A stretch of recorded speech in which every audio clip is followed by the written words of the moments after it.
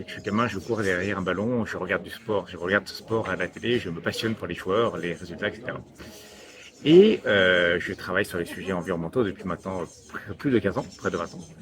Il y a de ça 2 ans, un ami m'appelle, Antoine Milch, m'appelle et me dit: écoute, j'ai envie de fonder une structure pour travailler à verdir le football français.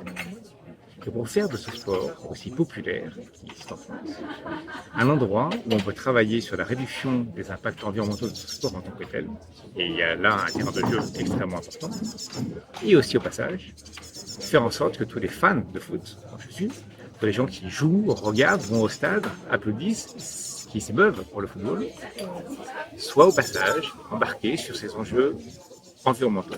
Qu'on puisse faire de la pédagogie environnementale envers tous les fans de foot au travers de ce qu'on veut faire au sein de leur sport. Eh bien, voilà, donc Antoine Mich me propose de monter cette structure qu'on appelle de façon assez claire Football Écologie France, et qui maintenant regroupe près de 70 bénévoles, qui est une association qui commence à se structurer et qui aujourd'hui a des contacts très nourris avec beaucoup de clubs en Ligue 1, en Europe aussi, en Liga, en Espagne, et qui regarde ce qui se fait de mieux en matière de réduction de l'impact environnemental dans le football, et en termes aussi de pédagogie et de sensibilisation de tous les spectateurs et de tous les amateurs de ce sport. Que ça soit au niveau pro comme au niveau amateur.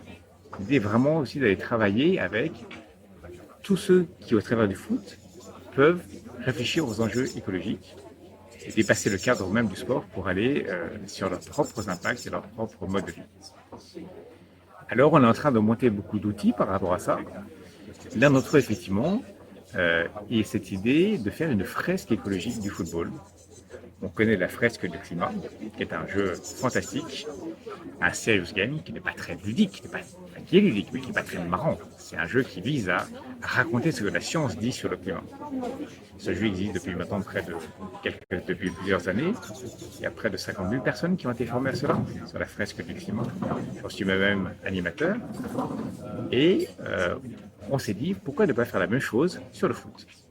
Et donc, on est en train de définir ce jeu de cartes qui va raconter, objet du foot par objet du foot, quels sont les impacts environnementaux associés à chaque objet du foot et comment on peut réduire cet impact environnemental. Quand on parle objet du foot, on parle d'abord d'un stade. C'est un lieu, c'est une construction, c'est de l'énergie, c'est de l'eau, c'est tout un tas d'intrants qui ont un impact environnemental et que l'on peut bien sûr travailler avec. Il y a aussi les transports, évidemment. Les transports des supporters, des joueurs, du staff. Il y a une masse d'impacts environnementaux très importants liés au transport, liés au secteur du foot, que là aussi on peut travailler. Il y a beaucoup de solutions pour aider à cela. On peut penser aussi aux déchets, alimentation, déchets, comportement des supporters au stade. Qu'est-ce que l'éco-supporterisme? Comment est-ce qu'un supporter au stade peut se comporter de la meilleure des façons dans son alimentation, dans sa façon d'interagir avec les objets qu'il va consommer au stade? On peut aussi travailler à ce qu'on est en train de faire en ce moment, au numérique. Le foot existe et a pris cette dimension incroyable parce que le numérique est derrière aujourd'hui, parce qu'il bénéficie d'une diffusion numérique inégalée. Je crois qu'une finale de Coupe du Monde s'est vue par, je ne sais plus combien, 1,5 milliard de téléspectateurs dans le monde. Et bien toute cette bulle numérique autour du jeu de football a aussi un impact environnemental qui doit être pris en compte quelque part dans le scope général de ce secteur. Donc voilà le genre d'objet avec lesquels on peut jouer et dont il faut faire prendre conscience aux joueurs, aux supporters, aux dirigeants, quels sont les impacts environnementaux qui sont derrière. Et qu'est-ce qu'ils peuvent faire chacun dans leur sphère d'influence pour travailler sur le stade, sur les transports, sur les déchets, sur l'alimentation, sur le numérique.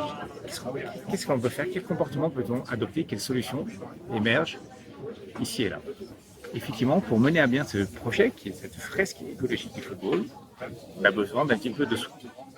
Il faut passer un peu de temps vraiment à se dire qu'est-ce qu'on veut voir sur ces cartes pour raconter un récit, un narratif qui soit clair et qui amène le joueur de la fresque écologique du football à passer du problème à la solution. Donc il faut y réfléchir un peu. Et puis les cartes en tant que telles sont un objet qui est matériel, qui a besoin d'avoir un peu de financement pour être imprimé, déposé à l'INPI, diffusé massivement. Surtout, c'est pour la diffusion massive de ce jeu, pour monter des ateliers dans toute la France, voire au-delà, pour aller embarquer tous les clubs amateurs et pros au travers de ce jeu sur comment est-ce qu'ils peuvent réduire leurs impacts environnementaux et au passage, encore une fois, embarquer tous leurs supporters dans cette démarche.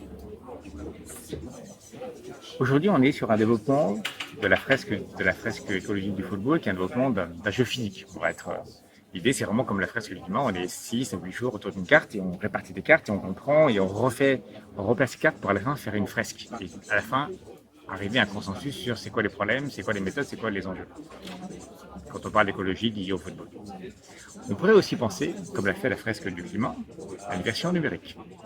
La fresque du climat, aujourd'hui, elle est en ligne et elle a beaucoup servi durant le confinement. Il y a eu des quantités d'ateliers qui sont faits en ligne. J'en ai participé à plusieurs, tout à fait efficaces et très pédagogiques, malgré le fait de ne pas se voir.